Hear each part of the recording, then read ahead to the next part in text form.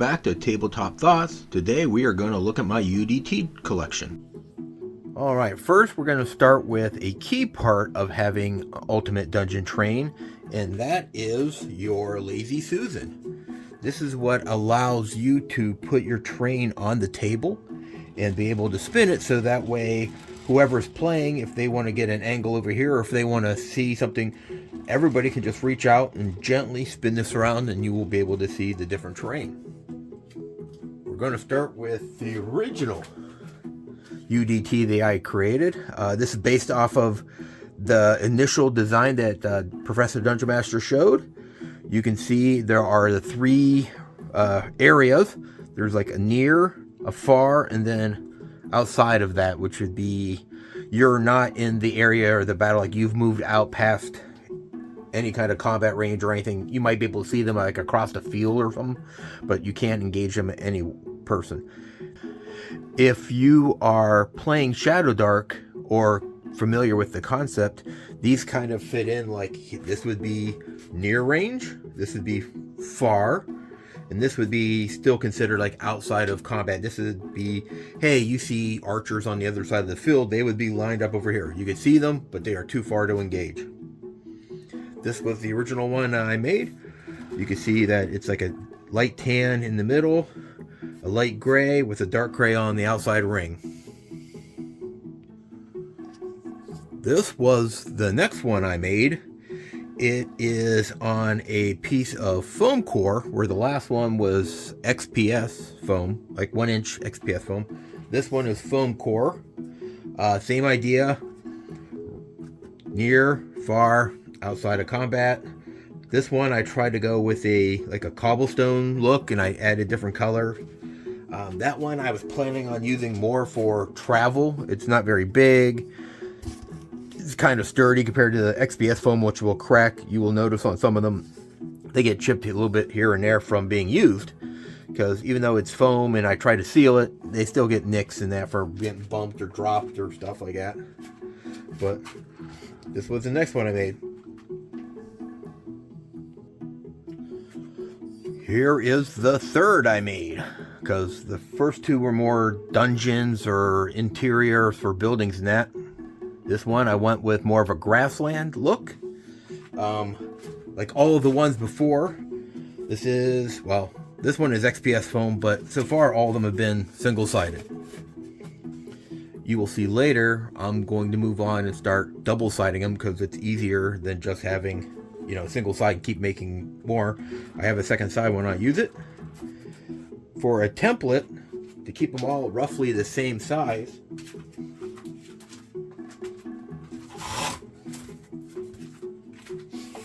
I use one of these. You see it fits over it. This is the cardboard that comes on the bottom of a pizza. I think I got it at Walmart or something like that, one of those pre-made pizzas.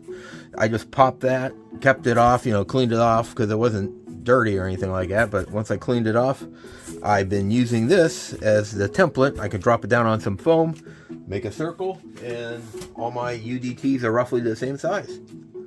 So this one was just mostly XPS foam. I think I painted it green underneath, added some PVA glue, sprinkled some cheap, almost like a spongy flock that I bought off of Amazon. And that is my grassland. All right. This one is my, oops, bumped the camera. This one is my indoor, tavern terrain. I went with the same style that Professor Dungeon Master mentions. Make all my boards. You stick the interior, the closed circle, you have the boards running one way. For the far circle, you just rotate them, paint them different colors. I don't really like the color scheme I went with. I probably could have done a better job on it, but I was still rather new to crafting the UDT, and I needed something for the interior. One thing that's special about this one, I believe it was the first one that I ever did double-sided. This side gets way more use because If you look at it, this is almost the coloring scheme that I use for my Underdark terrain. It is that midnight blue with some darker blues and then like a turquoise or a lighter blue on top. I try to keep the color scheme on the UDTs muted. I want the characters and the scatter to pop more than just the ground. So I want this to be dulled down enough that everything else you set on top of it pops a little. And while I have this out, let me show you some of the Underdark terrain that I have made. First thing you need when you're talking Underdark, mushrooms. So I got some of these bigger foam mushrooms. I started with these. Just put on like a piece of, I don't know, FDM, I'm guessing. That's what it sounds like. Looks like I put some sculptor mold on it. Put a pair of mushrooms. I mean, it's nice that they're big mushrooms. Not totally happy with how they look, so I didn't toss them, but I don't really ever use them. Some of the next ones, I created these out of air-dried clay. So the tops and the stems are separate.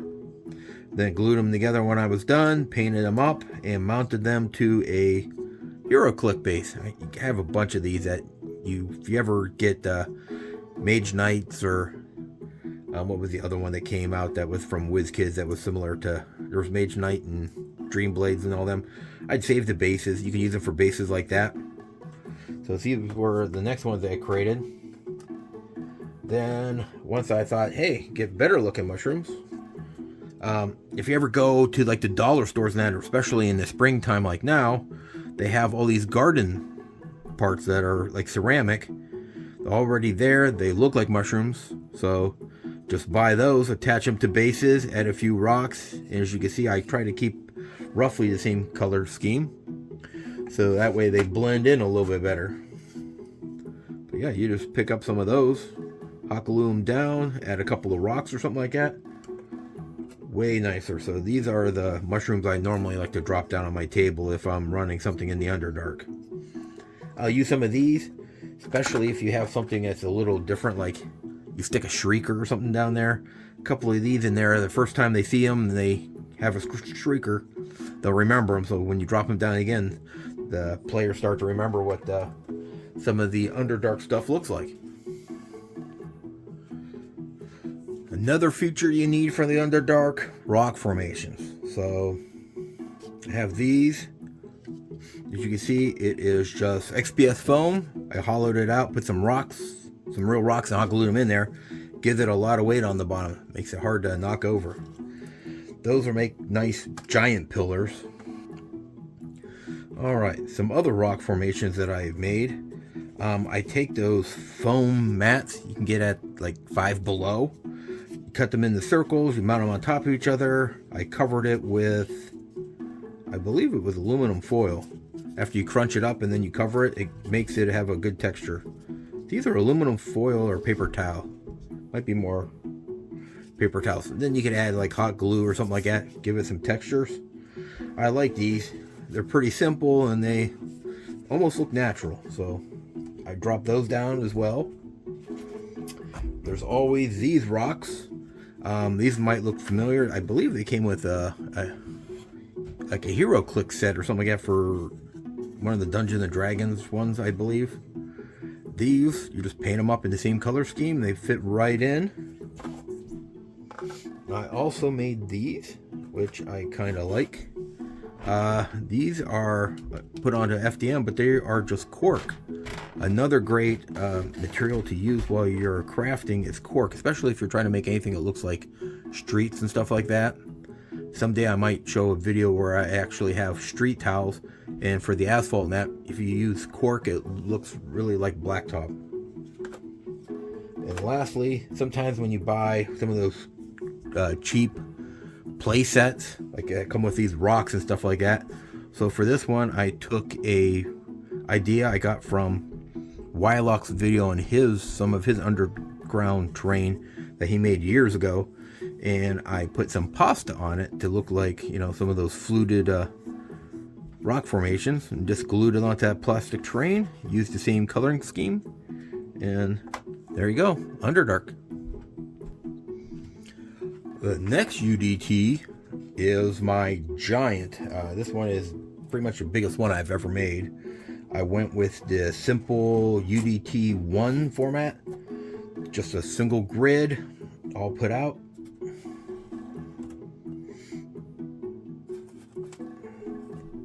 And this one is double-sided with grasslands on the back. This one I went with for more like larger dungeon rooms when I would play with my group back in the day when we used to actually have groups that we met in person. You could lay out stuff, but I would have tables of 8 to 12 people. So you needed room for everybody. Having it in that smaller space when everybody's on top of each other just wasn't feasible. So this was nice that I could lay something like this out on the table, set out some basic walls, or maybe a door, a little bit of scatter so you know what's going on. And then there was room for enemies and the players. But this one got a lot of use too.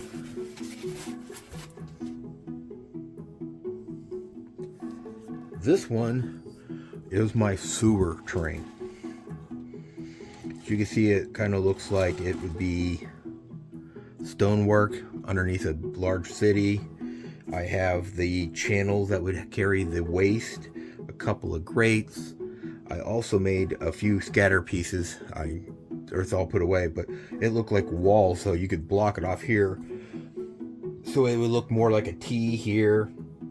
You could put up some walls so you could make rooms down here and then have like passageways going to the side. And then this one is double-sided. And this other side is something I don't know if I've ever seen Professor Dungeon Master make, but that's one I needed for some of my adventures. Swamp terrain. I used acetone to actually eat into the foam. Filled it full of, I believe this is resin, just a cheap resin I got. Put in some ground cover. I tried to keep it green and a lot of browns. A lot of the dry looking flock on here is just you go to the dollar store, you can get a bag of or little containers of different spices. So you get some of them that are more brown in color. You can use that to spit around on here, place it all around, and it looks like it is like dried leaves and twigs. I actually went and got some twigs out of my yard and put them into the resin so it looks like they're down in the water. So if you ever have an encounter in the swamp, I can pop this out. I have some trees that are swamp looking trees. I'll have to show those in another video where I show off all of my trees. But my swamp trees, I could just drop 1 or 2 here, drop some small scatter bushes so it looks like there is some vegetation. And then, this is where you would meet maybe like a UDT or some crocodiles or something. But swamp. Here's another UDT. This one I made more for, I used it for like a temple. I don't know, the way the stonework looks, I like how it's, even though it's just the wash on it, but they're all on the one side. I think I kind of tilted it that way it would pull more towards the bottom of the tiles.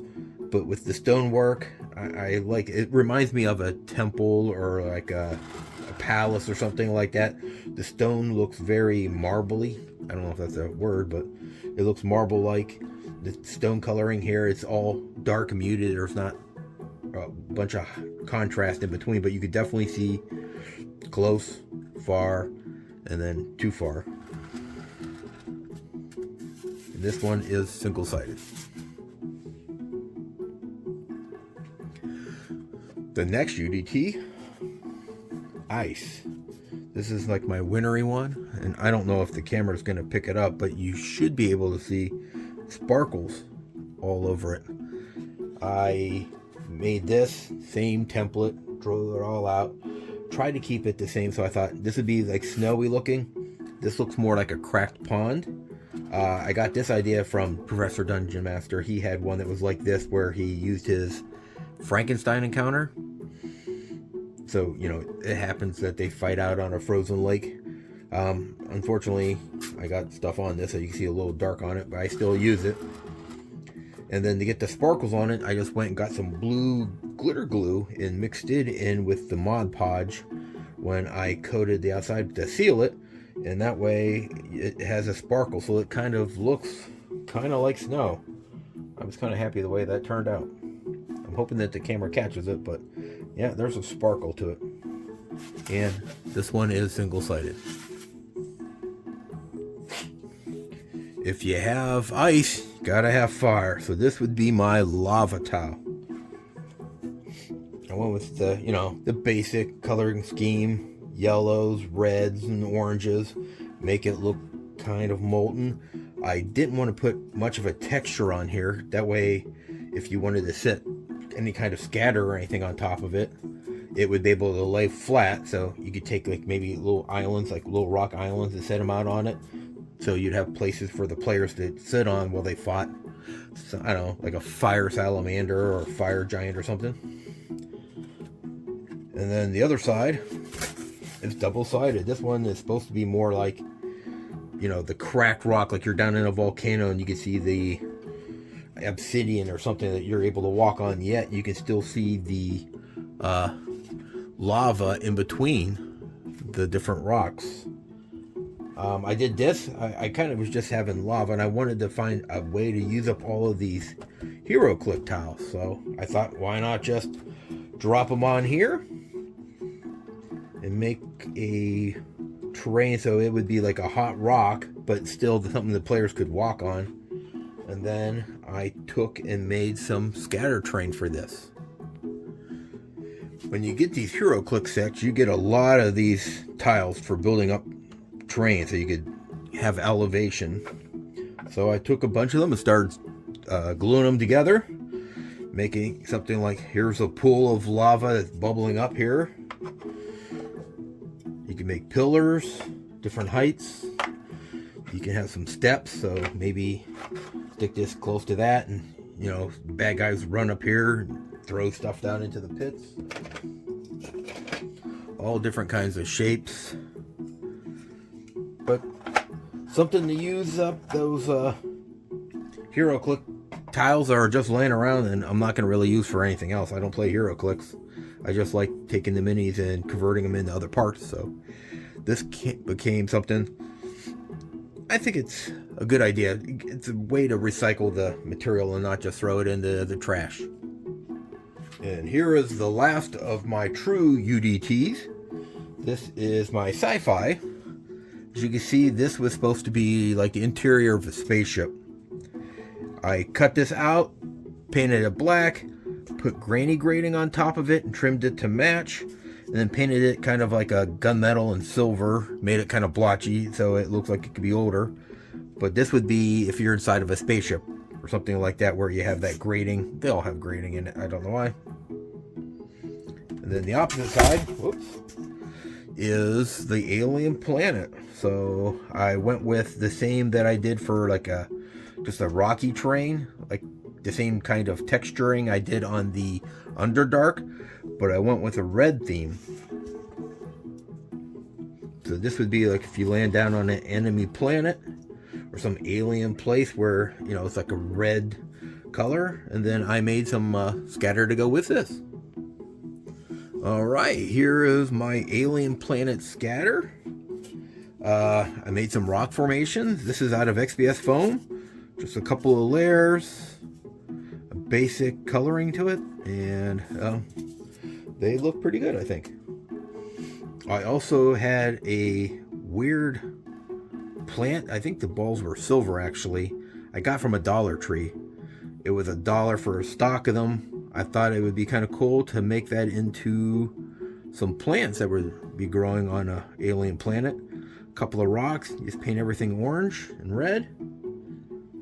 I also, you get those play sets for like animals and that for like $1, you get a bag. They normally throw in supposed to be a tree.